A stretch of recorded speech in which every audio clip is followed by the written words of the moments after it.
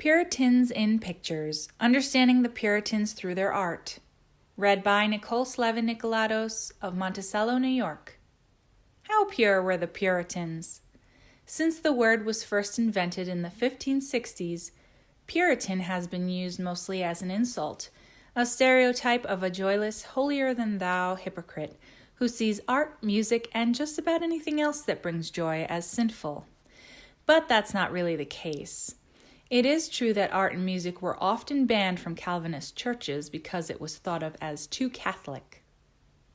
But Calvinists enjoyed art and music outside the church, drew their own pictures, and wrote their own songs and poems.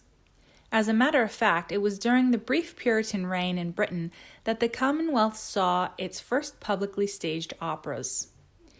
And one of the world's most famous Puritans, Oliver Cromwell, rescued precious art for the realm after the execution of King Charles.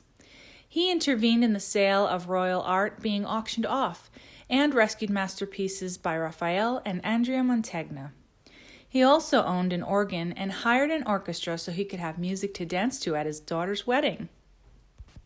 This is one of the pieces Cromwell rescued, The Agony in the Garden, by Andrea Mantegna circa 1460. It's one of her most celebrated works.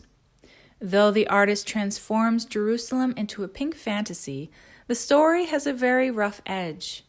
In the background, Judas accompanies the soldiers who will arrest Jesus while he prays to be spared from his fate. The cherubs appear as the answer to his prayer, foretelling his torture and death, with symbols of flagellation, crucifixion, and the lance that will pierce his side. We all know the story of the Puritans and the first Thanksgiving, but a lot of their other contributions to art and culture have gone unnoticed.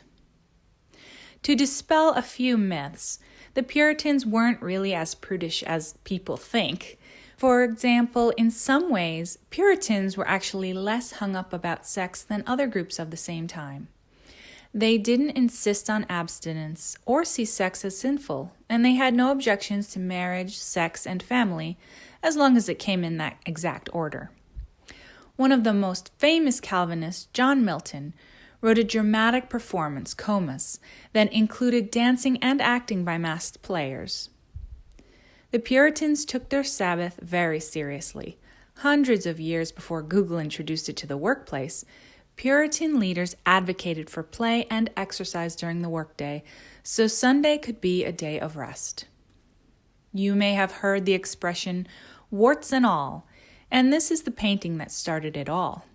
It's a painting of Oliver Cromwell circa 1654 by Samuel Cooper, who was regarded as the best portrait painter of his day. Cooper had painted an earlier portrait of Cromwell when Cromwell first rose to power that took artistic license to make him look more conventionally noble. But Cromwell was not pleased with it. So when he revisited Cooper for a sitting at his London studio, Cromwell gave his famous order for less flattery and more accuracy. He was ordered to paint the truth, so Cooper painted the wart on the Cromwell's head in great detail, and Cooper didn't pretty up the bald patch, creased forehead, roughened cheeks, or the jowly 5 o'clock shadow. Cooper is not really as famous as he should be, in our opinion, because he worked only in miniatures. The original of this painting is in watercolor on vellum and about the size of a $50. Here is a full-size version drawn by artist Peter Lely, where the wart is far less pronounced. And this is an unfinished version believed to have been drawn before Cromwell proclaimed himself Lord Protector of the Commonwealth. We're honestly not sure if Cromwell ever used the exact phrase, warts and all, but his instructions to all those who painted him were to be true to reality, and the origins of the phrase are consistently traced back to him. These next portraits of a wealthy Bostonian family are among the most important of the relatively small number that survived from the late 17th century in New England. They're held at the Worcester Art Museum in Massachusetts. 6 similar portraits painted in Boston during the 1670s can be attributed to the same anonymous artist, who seemed to invest more of his time in the costumes than the people. We do know that this piece shows John and Elizabeth Frake and their daughter and was created around 1670. In colonial times, way before photography, people were considered very fortunate if they could afford even one portrait of themselves. Imagine, in this selfie-crazed 21st century, if you could only have your picture taken once in your entire life. You'd surely want to look your best. You'd pay great attention to your clothing, how you were posed, the setting, objects included in the scene, and maybe even include what was going on in current events. And that's just what Puritans did in colonial times. This is a self-portrait by Thomas Smith. Self-portrait by Thomas Smith, circa 1680. The skull he's holding is an artistic symbol for the Puritan mandate, memento mori, or remember that you have to die. This was the theory and practice of reflecting on your own mortality as a way to improve your character, cultivate detachment and other virtues, and turn your attention toward the immortality of your soul and the afterlife. Also included in the scene is a poem Smith wrote that he was very proud of. The window behind him is said to include symbols of other things that mattered to him, such as naval battles he was a part of and his Puritan religion.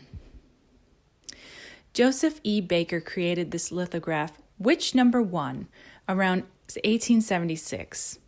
Years after the Salem Witch Trials, the world is still fascinated by them. The Salem Witch Trials started after a Puritan minister, Reverend Samuel Parris, noticed his daughter and niece acting strangely. Under pressure from local magistrates, the young girls blamed 3 women for afflicting them. One of the women was a slave owned by Reverend Parris. The other 2 women were poor and homeless. After several days of interrogation, Parris's slave confessed to being visited by the devil and agreeing to serve him. Though the other 2 women maintained their innocence, all 3 were jailed.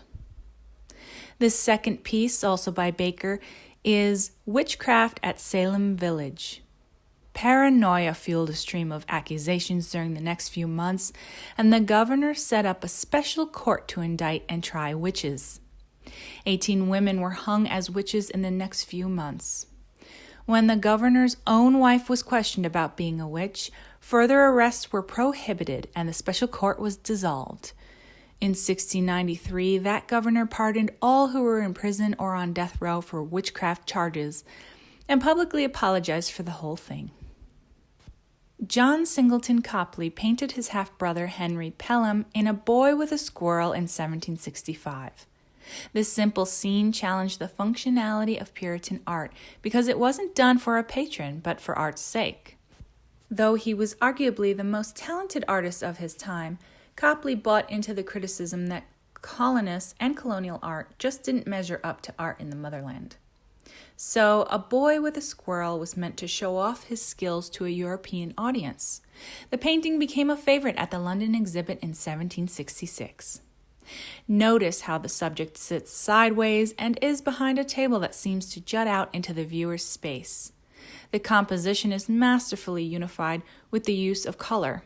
Rich reds for the drapery and the mahogany table are picked up in the boy's ruby lips and the skin tones of his face, as well as in the pink collar. Most impressive of all, at least to us, is Copley's ability to show such a wide range of textures: the boy's skin, the soft fur of the squirrel, the highly polished table, and the reflections of the glass of water. Finally, Puritans really believed in education and in more equal rights for women than any other sects at the time. They founded Harvard, the first university in the U.S., in 1663, and women played an important role in Puritan households. Unlike many women of the time, Puritan women were taught to read, took care of the family finances, and educated the children. We hope we've dispelled some of the myths and given you a more realistic picture of who the Puritans were through their art. If you haven't already, please subscribe to our channel for art and music videos you won't find anywhere else.